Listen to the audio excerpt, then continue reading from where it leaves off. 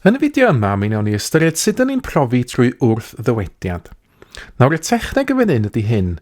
Ydyn ni eisiau dangos fod nhw rhywbeth yn wir, a'r ffordd dyn ni'n dangos fod yn wir ydy drwy edrych ar y gwrthwyneb, yr opposite, a dangos fod y gwrthwyneb ddim yn gallu bod yn wir.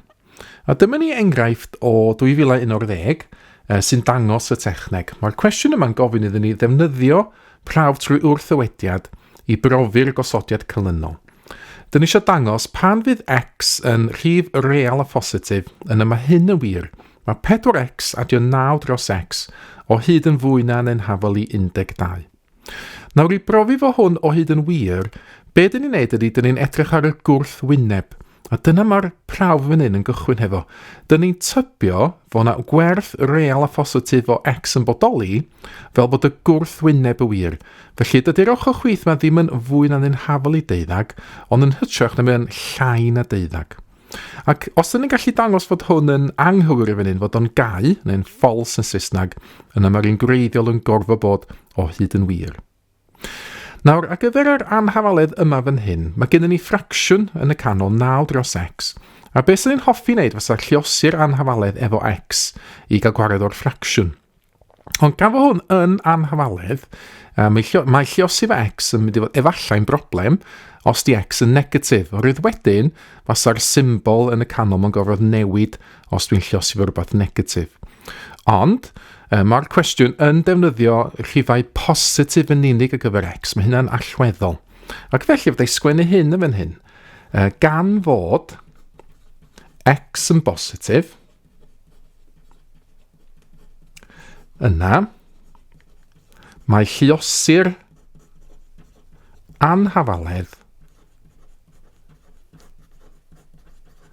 efo x yn rhoi Oedden mi fedrw yn liosi pob dim yn fan hyn efo x, a peidio poeni fod yr arwydd yn y canol yn gorfod newid. Nawr, os dwi'n gwneud yna, mae 4x lluosi x yn 4x di sgwario. Mae 9 dros x lluosi fo x yn 9. Wedyn mae cwbl lot yn llai na, 12 lluosi x sydd yn 12x. Wedyn, os da i dynnu 12x o bochor, mae gen i 4x di sgwario tynnu 12x adio 9 yn llai na 0. A wedyn y syniad ydy bod fi eisiau ffactorio'r ochr chwith fan hyn. Nawr i wneud hynna, eich sy'n ni'n lliosi'r 4 efo 9, mi'n hollti fo. Am hynna'n 36. Ac yna chwilio amdano rhifa sydd yn lliosi 36 ac yn adio'r negatif 12 ma'n y canol.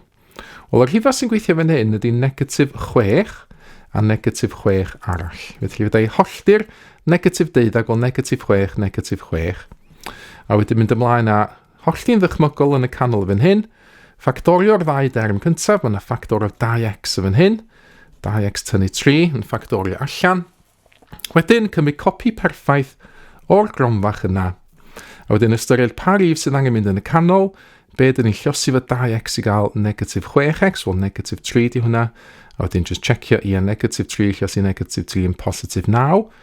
A wedyn mae yna ffactor cyffredin yn fan hyn o 2x tynnu 3, ffactorio hwnnw allan.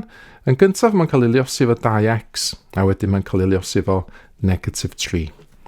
Ac yna dyn ni sylwi fan hyn fod y gronfach yma'n dyfynu 2 waith. Felly gywir, mae gen i fi 2x tynnu 3 di sgwario ar y chwith. Mae hwnna'n gwybod bod yn llai na 0. A dyna di'r pwynt allweddol yn awr yn y prawf yma. Ar y chwith mae gen i fi rhywbeth di sgwario. Wel, os ydy x yn fan hyn yn rhif real, dyna mae ddeitha fi yn yr top yn fan hyn, dyn ni'n tybio bod x yn rhif real, yna, bob tro dwi'n sgwario rhywbeth real, wel, y lleiaf mae'n gallu bod ydy 0. Fe ddeith o'n bod yn negatif, fel dyn ni angen iddo fo fod yn fan hyn. Felly, fydda i sgwennu hyn. Mae sgwario unrhyw rhif real yn rhoi rhif sy'n fwy na neu yn hafal i 0. Felly, fedra i ddim ffeindio'r rhif real ar gyfer x sydd yn gwneud yr anhafaledd yma weithio. Felly, fydda i sgwennu, does dim gwerth real o x fel bod yr ochr chwith na, y 2x tynnu 3, di sgwario yn llai na 0. Mewn gwirionedd felly, fysa'r rhaid i x fod yn rhif cymhlyg. Ond mae hynna'n gwrth-ddweud beth sydd wedi cael ei ddeud yn y top yma fod x yn rhif real. Felly dyna fo'r gwrth-ddywediad yn y prawf, yr contradiction yn Saesneg. Ond ei sgwen hynna lawr, mae hyn yn wrth-ddywediad i'r dybiaeth gynt, tybiaeth yn assumption yn Saesneg, bod x yn real. Felly, be dyn ni wedi gwneud ydy profi fod y gwrthro methu bod yn wir. Ac felly, os ydy'r gwrthro methu bod yn wir, mae'r peth greiddiol yn gorfod bod yn wir. Ac felly, dyma fo'r casgliad pan fydd x yn real a positif, mae yr hafaliad, neu dim yr hafaliad sy'n edrych iawn, yr anhafaledd gyntaf yma yn wir. Felly mae 4x adio 9 dros x yn gorfod bod yn fwy na neu'n hafal i 12.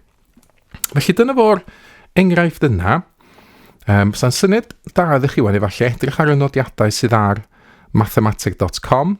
Mae yna mathau o'r cwestiwn yma sydd yn sôn amdan dangos fod syrdiau fel ailisradd 2 ddim yn gallu cael ei sgwennu fel ffracsiwn a dros b, neu dyn ni'n gallu defnyddio'r techneg yma hefyd i brofi bod yna nifer anfeidrol o rifau cysefin. Felly edrychwch ar y nodiadau i weld y mathau gwestiynau sydd â gael, ond dyna fo yn y fideo yma sydd ni'n edrych ar anhafaleddau, profi rhywbeth drwy wrth-ddywediad. Mae mwy o fideos adolygu ar gael ar ein sianel YouTube Adolygu Mathemateg. Am y newyddion diweddaraf neu holi cwestiwn, dilynwch ein cyfrif trydar @mathemateg. Neu ewch i'n gwefan www.mathemateg.com am fwy o adnoddau adolygu.